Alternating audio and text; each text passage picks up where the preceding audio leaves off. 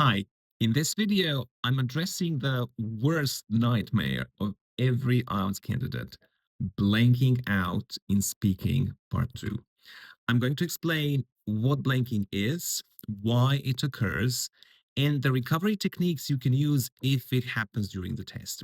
I'll also give you some strategies to help you prevent blanking in the first place.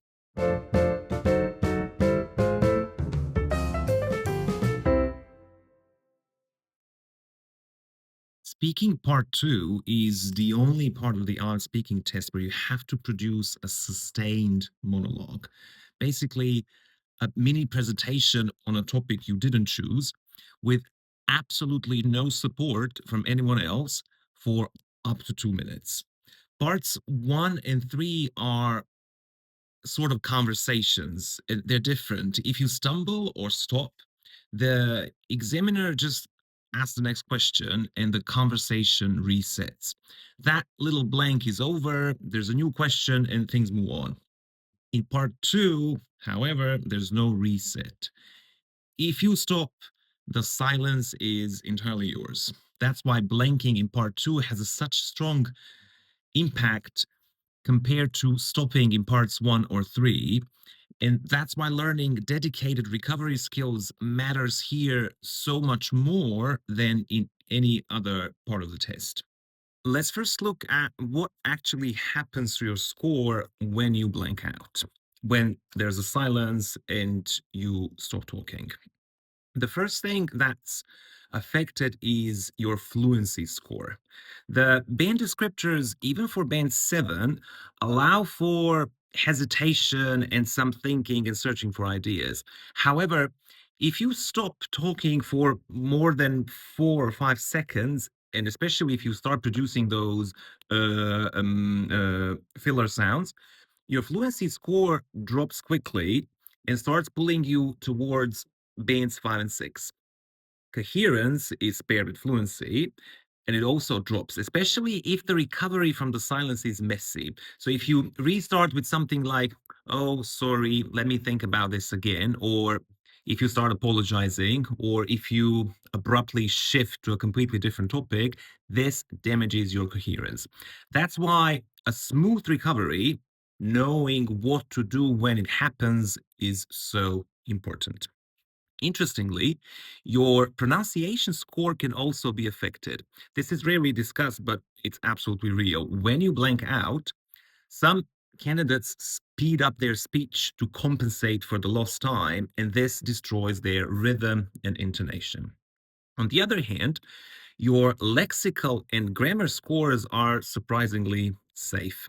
A short blank doesn't really reduce your vocabulary or grammar score, and that's obviously good news.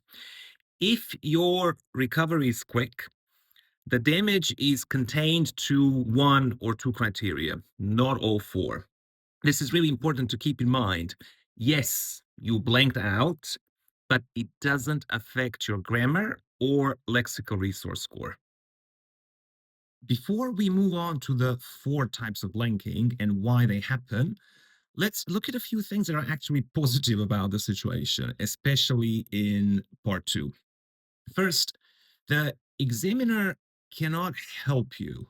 They stay silent. They won't interrupt you. They won't clarify.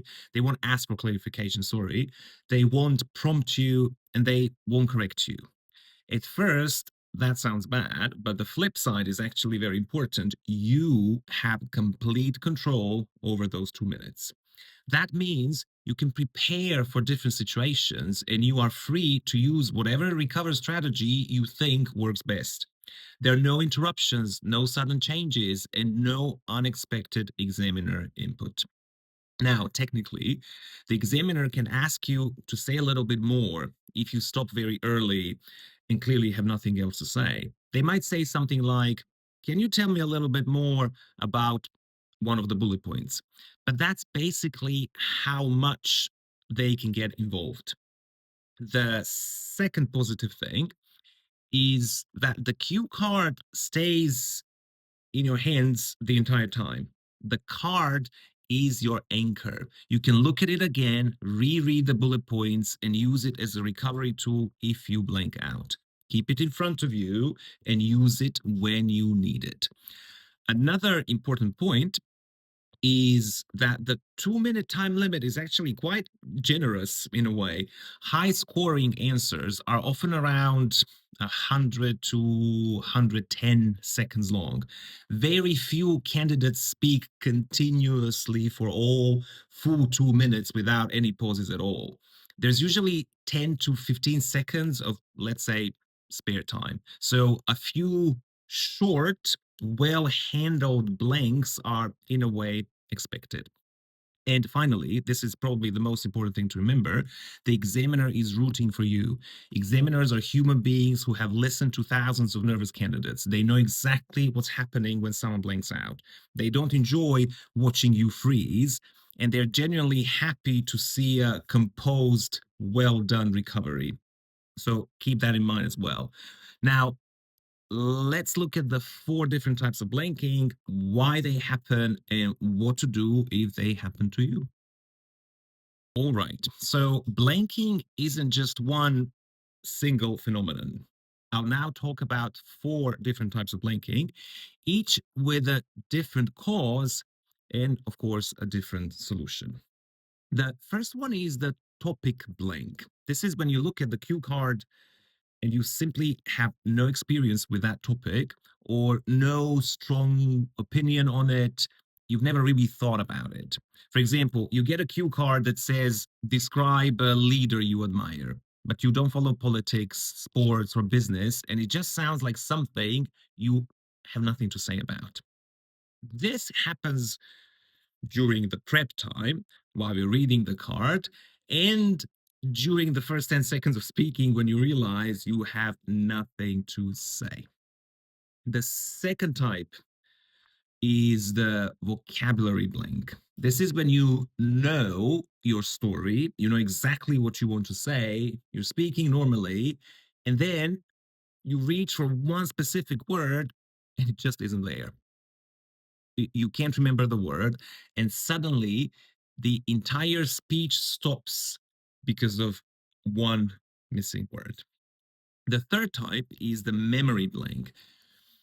This is a situation where you know there's a lot you could say about the topic, but at that specific moment in the exam, you just can't find the memory. You can't access one specific example. For example, describe a time when you helped a stranger and your mind goes blank. You're sure you've helped strangers many times, but you just can't summon that one example. The last type is what I call the mid talk freeze. You're 40, 50 seconds into your little speech, mid story, and then the next sentence just won't come. You've lost the thread. You don't know what you just said. You don't know what you're supposed to say next, and the clock is ticking. Or you're 60 seconds into your speech and that's all you can say. There's nothing else coming out and there's 60 seconds left. Each type of blank has a different cause and a different fix. So the rest of this video, we're going to look at the best recovery strategies for each one. Okay, so type one is the topic blank, the feeling of, I have nothing to say about this. This is probably the hardest type because it happens before you even start speaking. You're staring at the cue card. It says something like, describe a leader you admire, and you can't think of a single person. The 1 minute preparation time is ticking away. Panic starts building. And honestly, it's not a very pleasant situation to be in. But the first thing you need to understand is that a topic blank is rarely truly empty. It only feels empty to you because you're searching for the right answer. Someone impressive, famous, intelligent, or someone you think the examiner will like. This is solved as soon as you give yourself permission to lower the bar and interpret the cue card in a way that works for you. This leads to the first recovery strategy, and that's read it wide. Cue cards are always much broader than they appear at first. Describe a leader doesn't mean you have to talk about a politician, a president, or a CEO. A leader could be your head teacher, an older sibling who keeps the family together, the captain of a sports team you admired as a child, a manager who influenced you, or even a grandparent who ran the household. The word leader is broad. And honestly, almost every part to Q card is broad if you learn to see that way. Uh, a successful person could easily be your mother. Depends on how you define success. An interesting place could be your garden. An important decision could be a small personal choice that changed your daily routine. What I really want you to do is to train yourself to read every cue card in the widest possible sense. The purpose of the cue card is to get you speaking. These prompts are tested on thousands of candidates. They're not designed to make you blank out. And to be honest, this read it wide idea is what I recommend most strongly. The next techniques I'll talk about can help as well, but this is the core approach I want you to develop. Interpret every cue card in the widest possible sense and make it work for you. The second option is to pivot to someone else's experience. If you genuinely have no relevant personal experience, you can talk about somebody close to you who does. For example, I'm not really a sports person myself, but my brother is obsessed with cricket. And he talks about this one particular player so much that I feel like I know him personally. And then you continue from there. You tell somebody else's story. This is completely acceptable. It's not your direct experience, but you're still communicating naturally. And that's the whole point. The examiner needs language to evaluate. The third option is the hypothetical approach. This is where you imagine the situation instead of describing a real experience. Pay attention. This is a high grammar move. I've seen candidates do it well. They start exploring ideas hypothetically and build an answer from imagination. But it requires strong command of complex grammar structures because you're not talking about facts. Only reach for this if your grammar is solid. To be honest, I don't recommend options 2 and 3. I've seen candidates do it very successfully, but you should really focus on telling your own story and bringing your own memories. If you train yourself to interpret those cue cards in the widest possible sense, you won't ever need to imagine or tell somebody else's story. Now, let's talk about what not to do. First, don't panic. I know it's easier said than done, but once again, this is mostly about interpretation. The cue card is there to help you speak, not trip you up. Read it broadly and flexibly. Interpret it in the widest possible sense. Second, don't use the 60 seconds of prep time to think about language. This is really important. The 60 seconds are for you to relax and find a good story to pull up the specific memories you need. The more specific the memory is in those 60 seconds, the easier the next 2 minutes will be. Whatever language you walked into the exam room with is what you have. Whatever is automatic in your head is what you're going to produce.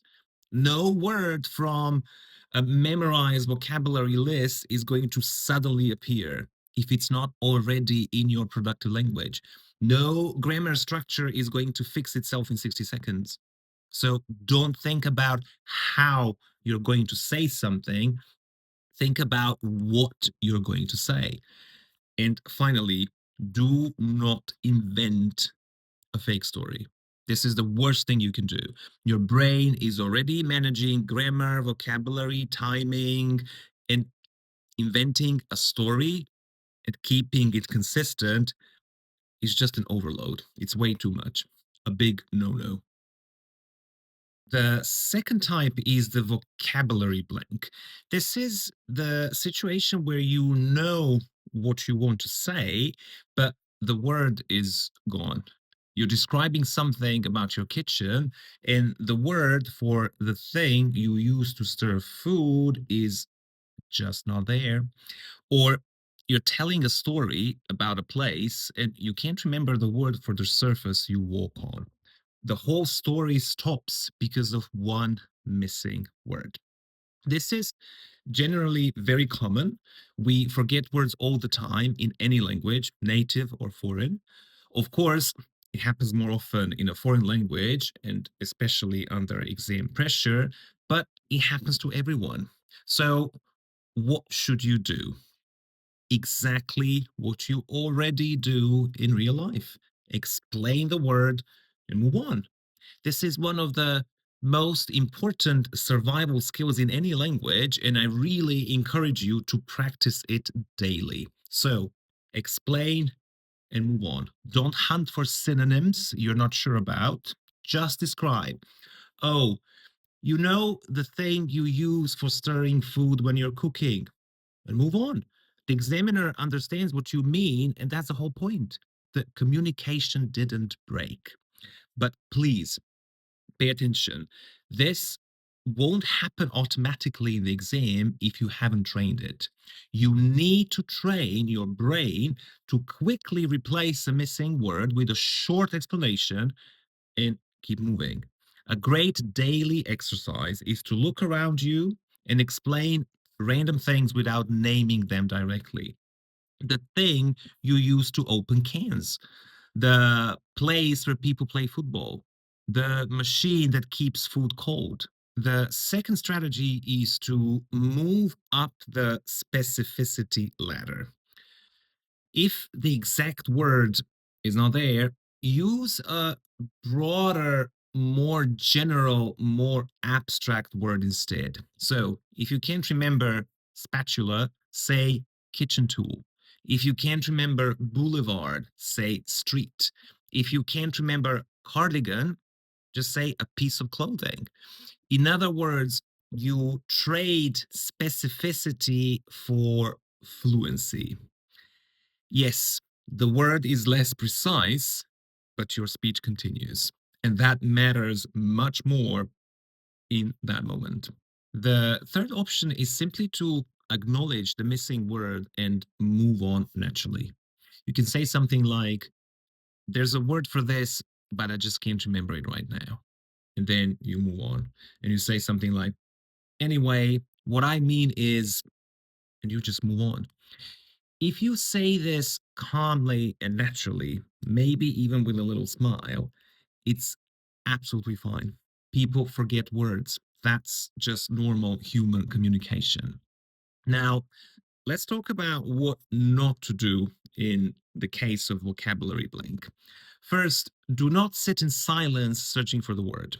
A 3-second silence in the exam feels much longer than it really is. So if the word doesn't come immediately, start describing it straight away. And interestingly, once you begin describing it, the original word sometimes comes back naturally anyway. Second, don't over apologize. Some candidates instinctively say sorry again and again. One quick sorry is fine if it slips out naturally, but please don't turn it into a panic response. Just move on. And finally, do not switch into your native language. Some candidates say the missing word in their first language and hope the examiner will help them. They won't. They'll just look at you. They're there to evaluate your English, not translate. So stay in English, explain the idea, and move on. All right, situation number three is the memory blank, the situation where you simply can't think of a single example. The cue card asks for a specific memory, something like describe a time you helped a stranger, or describe a time you were surprised, or describe a time you had to apologize. You know these things have happened to you many times. Of course, you've apologized before. Of course, you've helped strangers. But under exam pressure, you just can't access one clear memory. This is a very particular kind of blank because the experience itself is there. The problem is not lack of knowledge, it's a search problem. Your brain just can't retrieve the memory quickly enough. And honestly, this type of blank can be prevented completely if you use the 60 seconds of preparation time properly. I keep repeating this because it's so important. The preparation time is there for you to relax and find a good story. The goal is to find a specific memory that you can describe comfortably and naturally. I also have some short form videos on my channel where I talk about how to build more specific answers in speaking part two, so you can check those out as well. But again, the key point is this: memory blanks are usually preventable when the prep time is used correctly. Now, what should you do if the blank still happens? The first strategy is what I call a recent life sweep. Instead of searching your entire life for the perfect example, narrow your search to the last 1 or 2 weeks. Ask yourself, have I apologized to anyone recently? Have I helped a stranger recently? The answer is usually yes. And remember, the cue cards are designed so that ordinary people can answer them. The example doesn't need to be dramatic or extraordinary. In fact, small memories are often better because they're easier to access and easier to describe in detail. They're still fresh in your mind. The second strategy is something we've already discussed in type 1 blanking, and that's lower the bar. Very often, candidates blank because they're searching for an important memory. But important according to who? The cue card says, describe a time you helped a stranger. It doesn't say, describe a time you saved someone from a burning building. Holding a door open for someone whose hands were full, giving directions to a tourist, letting someone go ahead of you in a queue. All of these are great examples of helping a stranger. The moment you allow small experiences to qualify as valid answers, this type of blank becomes much easier to manage. Nobody's asking for life changing stories. Small, recent, ordinary moments are often the best material for part two. Now, let's look at what not to do. First, don't say, I can't think of anything. That immediately damages fluency and signals that you're giving up. Even if you're still searching, keep speaking. You can say something like, I'm trying to think of the best example because there are actually a few. Or, let me think of something recent. That buys you time while still maintaining communication. And finally, please don't complain that the cue card is difficult. Don't say things like, oh, this is a really hard topic. The examiner did not personally choose that card for you. The topics are random, and the cue cards are intentionally designed to be broad and accessible. So instead of fighting the topic, lower the bar, simplify the task, and find one small story you can comfortably talk about. And finally, let's look at the last type, the mid talk freeze, the situation where you've lost the thread or you've got nothing else to say and there's still a minute left. This happens when you're already 50 or 40 seconds into your answer, you're speaking quite well, and then suddenly the next sentence just won't come. You're no longer sure what you already said, what you plan to say next, or where the story was going. Or you've said everything you wanted to say, and that's simply not enough. There's still time left for you to speak. This is probably the most uncomfortable type of blank because it happens publicly in a way, in the middle of speaking. The silence feels very loud. But the good news is that this type of blank is actually very manageable. Recovery is often easier than you think. The first thing you should do is go back to the cue card and reread one of the bullet points and then use it to relaunch your answer. So you can say something like, going back to who I was with, or talking about why this experience was important, and then you continue from there. It honestly, it doesn't matter if you repeat a few words or something you already mentioned. Don't worry about that. The priority here is to restart smoothly and keep moving. The cue card is basically your navigation device. That's why it stays in your hand the entire time. Use it. The second recovery strategy here is what I call the zoom shift. If you were speaking broadly about an event, suddenly zoom in and focus on one small detail. For example, if you were describing a wedding and you lost your thread, stop talking about the whole event and focus on something specific instead. Maybe a funny moment, a particular guest, or the moment when the bride lost her shoe. In other words, if the big story stops moving, zoom in to a smaller scene inside it. Now, the zoom shift is very useful, but it doesn't cover every situation. There's a series of short form videos on my channel where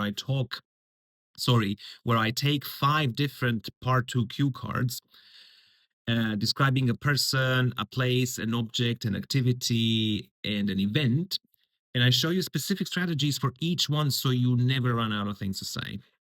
And I'll also be releasing a dedicated long form video on this soon, going much deeper into how to expand your answer when you feel like you said everything. Now, back to our mid talk freeze, and your third option is the reflection bridge. Step out of the story itself and comment on it, reflect on it. For example, you can say something like, looking back on it now, I think that was the moment when everything changed. Or now that I'm older, I understand what was really going on there. Or when I think about it now, I see differently than I did at the time. You can reflect on what you learned, on how you felt before compared to how you feel about it now. You can reflect on the bigger picture, or you can reflect on the people involved. There are so many options here. Reflective sentences are extremely useful because they work almost anywhere in a story. They also give you a chance to demonstrate a wider range of grammar and vocabulary naturally. But please make sure that your reflections are honest and not fake. The fourth option is what I call the and that reminds me move. If the original story has completely died and you genuinely have nowhere else to go with it, pivot to a related story. You can say something like, and actually, that reminds me of something similar that happened a few years ago. And then you continue with a different story. It's a different story, but it's a connected story. Because there's a logical connection, the transition feels natural and your speech continues. And finally, the fifth option for you is the honest correction. You simply acknowledge what happened calmly and naturally. For example, sorry, I lost my train of thought for a second. Let me come back to, and then you go back to bullet point, one of the bullet points from the cue card, or whatever idea comes back first. This is perfectly natural communication. People lose their train of thought all the time, even in their native language. The important thing is not to panic. Now, let's look at what not to do. First, don't speed up. A lot of candidates suddenly start speaking very quickly because they want to recover lost time. But this usually damages your rhythm, pacing, your pronunciation. And it also makes your panic more obvious. What you actually want to do is slow down slightly and regain control. Second, avoid long filler sounds like a brief silence is usually much better than several seconds of those filler noises. And finally, don't restart the entire answer from the beginning. The examiner has already heard it. There's no need to repeat everything. Just return to the last bullet point or the last clear idea you remember and continue from there. We've covered the four types of blanking and what to do in each case, but I want to address the physical side of this too, to give you some general advice that doesn't fall neatly into any of those categories. First, and I know I'm repeating myself, but I really want to say it again, don't speed up. You don't need to make up for lost time. Slow down instead. Slowing down signals control. It tells the examiner and yourself that you are not panicking. Second, when you blank out, lower your eyes to the cue card. Eye contact with the examiner feels very intense and unbearable in that moment, and it makes things harder because the examiner can't actually do anything to help. They might use body language, smile, nod, but you can't count on that. Some examiners do, some just look at you blankly. So use the card as your anchor, look back at it, reread it. Third, breathe in. Take a deep breath, as deep as you can manage. You don't want to speak on empty lungs. You want them full of oxygen. A good breath steadies your voice and gives you enough air to deliver the next sentence. And finally, please don't shake your head. Don't go, no, no, no, no, no.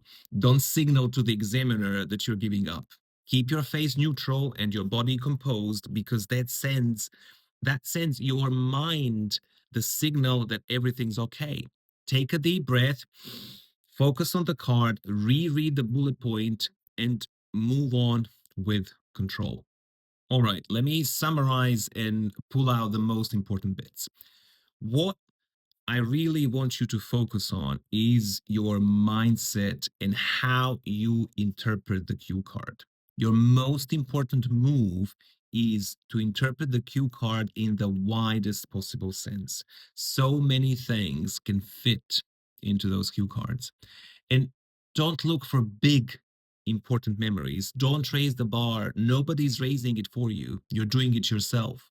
You're searching for important things, big memories, to sound clever, to sound intelligent, to give the examiner something impressive. No, simple little things, small moments, something that happened yesterday or 2 days ago, recent memories. Interpret the cue card in the widest possible sense and really understand that you don't need a big story or an important story. You just need a story to tell. If you forget a word while you're speaking, describe it and move on. If you blank out mid story, go back to the last bullet point, reread it, continue from there. These are the most important techniques to practice and take away from this video. Hope you've learned something useful. If you have any questions, use the comment section. I'm happy to answer. See you in the next one.